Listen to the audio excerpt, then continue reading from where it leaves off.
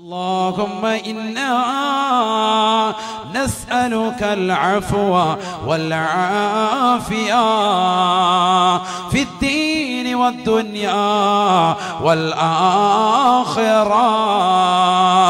അല്ലാഹുവേ പടച്ച റബ്ബേ, ഈ ദുനിയാവിലും ആഖിറത്തിലും ഞങ്ങൾക്ക് സൗഖ്യം നൽകണേ അല്ലാ. ഞങ്ങളുടെ ആരോഗ്യം നീ മെച്ചപ്പെടുത്തണേ അല്ലാ. ഇല്ലെങ്കിൽ പോയില്ലേ. ഒരാൾ ഈ ദുനിയാവിൽ കുറെ നാള് ജീവിച്ചു, അമലൊന്നുമില്ല, ഫായിദയില്ല. കുറെ നാള് ജീവിക്കുന്നതിലല്ല കാര്യം, ആരോഗ്യത്തോടുകൂടി ജീവിച്ചു, അമൽ ചെയ്തു, അതിലാണ് ഫായിദ. അല്ലാഹു നമുക്ക് തൗഫീഖ് നൽകട്ടെ.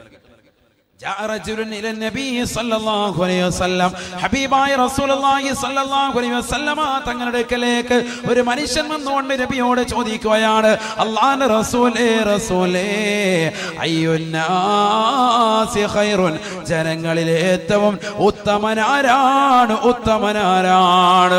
ഫഖാല റസൂലുള്ളാഹി സ്വല്ലല്ലാഹു അലൈഹി വസല്ലം, ഹബീബായ റസൂലുള്ളാഹി സ്വല്ലല്ലാഹു അലൈഹി വസല്ലം തങ്ങൾ മറുപടി കൊടുക്കുകയാണ്, ഖൈറുന്നാ من طال عمره وحسن عمله. ഈ ദുനിയാവിൽ ഒരുപാട് കാലം ജീവിക്കാൻ പടച്ച റബ്ബ് തൗഫീഖ് കൊടുത്ത മനുഷ്യനാണ്.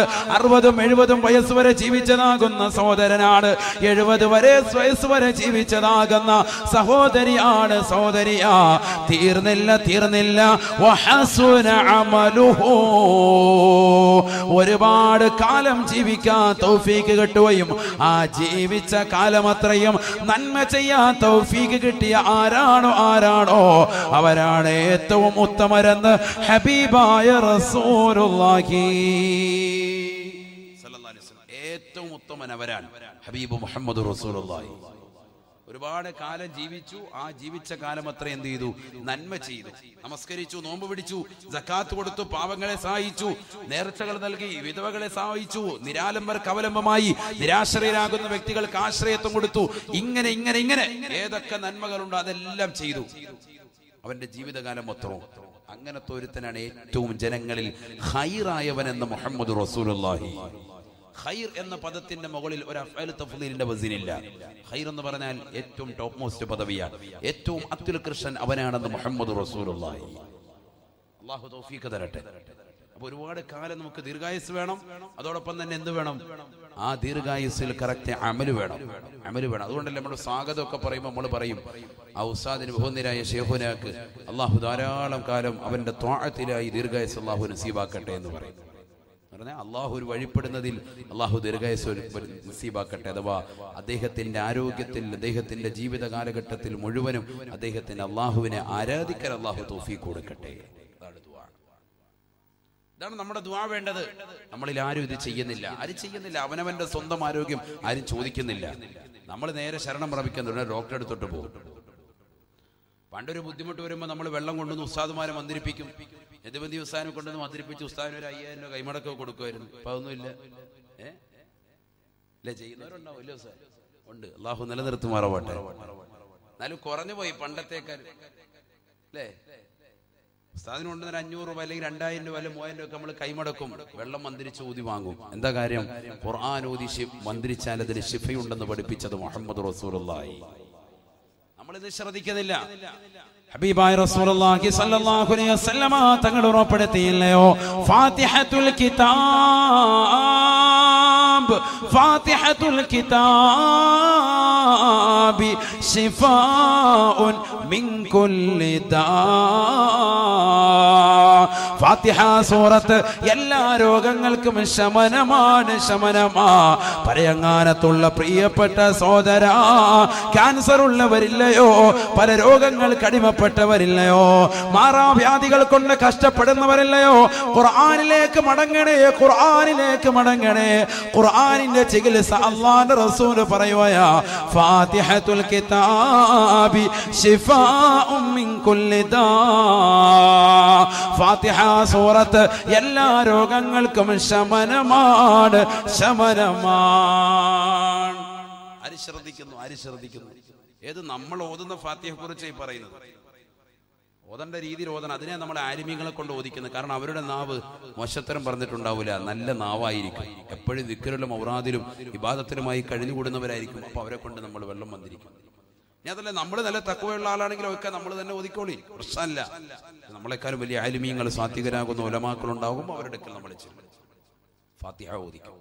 ബഹുമാനപ്പെട്ട ഇമാം ബൈലാവി റഹിമഹുല്ലാഹ് അവിടുത്തെ തഫ്സീറാകുന്ന അൻവാർ തൻസീൽ വ അസ്റാർ തഅ്വീൽ എന്ന മഹത്തായ ഗ്രന്ഥം, തഫ്സീർ ബൈലാവിയുടെ നാമം അതാണ്.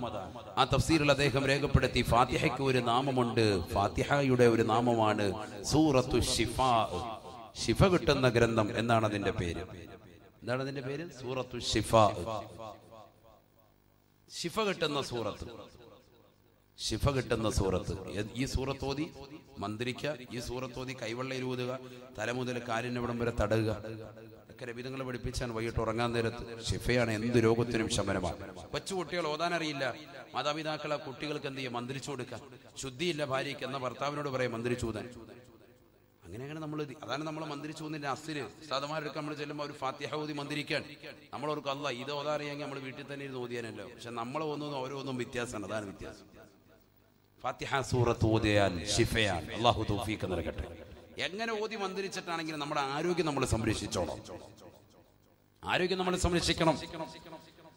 ഹബീബായ റസൂലുള്ളാഹി സ്വല്ലല്ലാഹു അലൈഹി വസല്ലം തങ്ങൾ പറയാൻ, നബി തങ്ങളോട് അദ്ദേഹം തന്നെ ചോദിച്ചു. ആ ചോദ്യകർത്താവ് തന്നെ ഏറ്റവും ശ്രേഷ്ഠമായ മനുഷ്യനാരാണ് നബി എന്ന് ചോദിച്ചപ്പോൾ അള്ളാഹുവിന്റെ റസൂൽ പറഞ്ഞത്, ഒരുപാട് കാലം ജീവിച്ചു, ആ ജീവിച്ച കാലം അത്രയും നന്മ ചെയ്യാൻ സാധിച്ചു, അദ്ദേഹമാണ് ജനങ്ങളിൽ ഏറ്റവും അത്യുത്കൃഷ്ടൻ.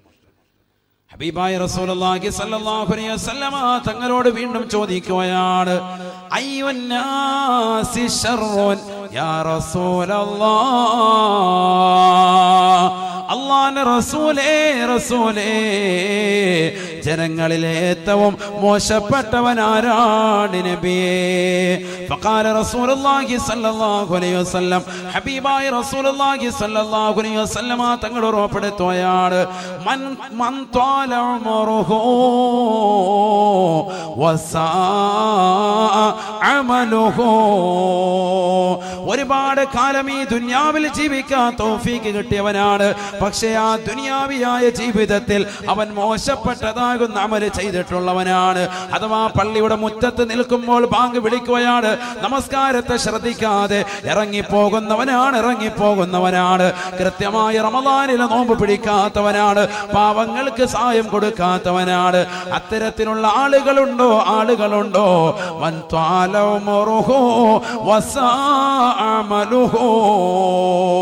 ഒരുപാട് കാലം ഈ ദുനിയാവിൽ ജീവിച്ചിട്ടുണ്ട്, പക്ഷേ ആ ജീവിച്ച കാലം അത്രയും മോശത്തരം പ്രവർത്തിച്ചവനാണ്. അവനാണ് ജനങ്ങളിൽ ഏറ്റവും മോശപ്പെട്ടവനെന്ന് ഹബീബായ റസൂലുള്ളാഹി. പറയങ്ങാനത്തുള്ള പ്രിയപ്പെട്ട ചെറുപ്പക്കാരാ, സഹോദരാ, ഒന്ന് ചിന്തിക്കണേ. എത്രയെത്ര രാവുകളാണ് നിന്റെ മുന്നിലുള്ളത്. പരിശുദ്ധമായ ഖുർആൻ ഓതിയവരുണ്ടോ? ദിക്റും സലാത്തുകളും അധികരിപ്പിച്ചവരുണ്ടോ? 30, 40, 50 ഏജെത്തിയതാകുന്ന യുവാക്കളില്ലയോ? സഹോദരങ്ങളില്ലയോ? ഒന്ന് ചിന്തിക്കണേ. അമലെവിടെയാണ്? പരിശുദ്ധമായ ഖുർആൻ നമ്മൾ ഖത്മാക്കുന്നവരുണ്ടോ? ഡെയിലി ഒരു ജുസ് പാരായണം ചെയ്യുന്നവരുണ്ടോ? 5 വഖത്ത് നമസ്കാരങ്ങളെ തന്നെ കൃത്യമായി ശ്രദ്ധ പതിപ്പിക്കുന്നവരുണ്ടോ? എവിടെ? ഇതൊന്നും നമുക്കില്ല എങ്കിൽ നമ്മൾ എവിടെയാണ്? മൻ ത്വാല ഉമറുഹു, ഒരുപാട് കാലം ജീവിച്ചു, വസാഅ അമലുഹു, അമല് മോശമാണ്. അവൻ ആരാണ്? ജനങ്ങളിൽ വെച്ച് ഏറ്റവും മോശപ്പെട്ടവൻ സയ്യിദുനാ റസൂലുള്ളാഹി. അല്ലാഹു നമ്മളെ കാത്തിരക്ഷിക്കട്ടെ. ജനങ്ങൾ വെച്ച് ഏറ്റവും മോശപ്പെട്ടവൻ. നമ്മുടെ ഈ ദുനിയാവിയായ ജീവിതം കൊണ്ട് നമ്മൾ എന്ത് നേട്ടമാണ് കൊയ്തെടുത്തിട്ടുള്ളത്? എന്ത് നന്മ നമുക്ക് ചെയ്യാൻ സാധിച്ചു? ചിന്തിക്കും. അതുകൊണ്ട് തന്നെയാണ് മലക്ക് വന്നുകൊണ്ട് 5 മലക്കിലെ 1ാമത്തെ മലക്ക് നിന്റെ കാതിനടുക്കൽ വന്നുകൊണ്ട് നിന്നോട് വല്ലാതെ ഒച്ചയിട്ട് ചോദിക്കുന്നത്, യബ്ന ആദമിന്റെ പൊന്നുമോനെ ഐന ബദനുകൽ ഖവീ, നിന്റെ ആരോഗ്യമുള്ള ശരീരം എവിടെ പോയടാ? വമാ അളഅഫഹുല്ലൂ, ആ ശരീരത്തെ ബലഹീനപ്പെടുത്തിയതെന്താ? ആ ശരീരത്തെ ഇന്ന് അനങ്ങാൻ പറ്റാത്തതെന്താണ്? ഡോക്ടർ വന്നിട്ട് വന്നിട്ട് പറയാ, ഒന്ന് എഴുന്നേറ്റിരിക്കണേ സാഹിബേ, ഒന്ന് എഴുന്നേറ്റിരിക്കണേ ഹാജിയാരെ എന്ന് പറയാ. എവിടെ എഴുന്നേക്കാൻ അറിയാമെങ്കിൽ പുള്ളി പണ്ട് ഗൾഫിൽ പോയേനെ. എഴുന്നേക്കാൻ പറ്റാത്തതുകൊണ്ടാണ് ഈ കിടക്കുന്നത്. ഡോക്ടർ വന്നിട്ട് ഒന്ന് എഴുന്നേറ്റിരുന്നു, നിങ്ങളൊന്ന് എഴുന്നേറ്റിരുന്നു നോക്കട്ടെ എന്ന് പറഞ്ഞ് പിടിച്ച് പൊക്കിയിട്ടൊന്നും എഴുന്നേക്കാൻ സാധിക്കുന്നില്ല, ആൾക്ക് അനങ്ങാൻ മേല. നേഴ്സ് വന്നിട്ട് പറയാ, കൈയൊന്ന് ചരിച്ച, ഒന്ന് കൈ ചരിച്ച് ഒരു ഇഞ്ചക്ഷൻ എടുക്കാനാണ്. എവിടെ കൈ ഉയർത്താൻ പറ്റിയിട്ട് വേണ്ടേ? കൈയും കാലും അനക്കാൻ മേല, അനങ്ങാതെ കിടക്കുകയാണ്. കൊച്ചു കുട്ടി കിടക്കുന്നവർ അങ്ങോട്ടും ഇങ്ങോട്ടും തിരിയും മറിയുന്നല്ലാതെ മരണാസന്നനായ വ്യക്തി വെപ്രാളത്തോടുകൂടി നിലകൊള്ള എന്താ ചെയ്യേണ്ടത്? എന്താണ് അവന്റെ അവസ്ഥ? നീ ദുന്യാവിൽ പന്ത് കളിച്ച് നടന്നവനല്ലേ, ക്രിക്കറ്റ് കളി കണ്ട് നടന്നവനല്ലേ, സിനിമാ പാട്ട് നടന്നവനല്ലേ, മോശപ്പെട്ട സിനിമ കണ്ടുകൊണ്ടും സീരിയൽ കണ്ടുകൊണ്ടും നിന്റെ സമയങ്ങളെ ചെലവഴിച്ചവനല്ലേ? എന്ത് പറ്റി നിനക്ക്? നിന്റെ കയ്യും കാലും എന്ത് പറ്റിയടാ നിനക്ക് അനക്കാൻ പറ്റാത്തത് എന്താ? മലക്ക് നിന്നോട് ചോദിക്കും. നബിയുനാ റസൂലുള്ളാഹി